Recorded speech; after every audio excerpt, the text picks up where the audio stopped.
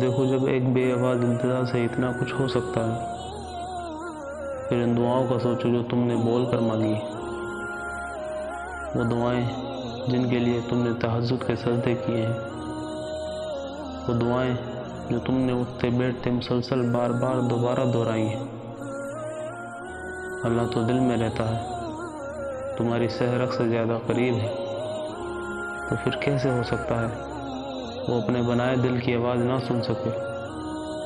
تو کیسے ممکن ہے وہ اس دل سے نکلتی آہوں کو نظر انداز کر دے جو ہر آہ اسی کا نام لیتی ہے؟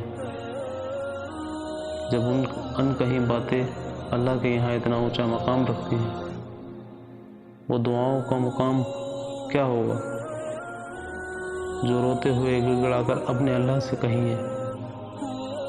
وہ بے آواز التجائیں جو اب بے شمار معجزے لائیں گی، اور دیکھنا تمہاری آنکھوں کے سامنے سب بدل جائے گا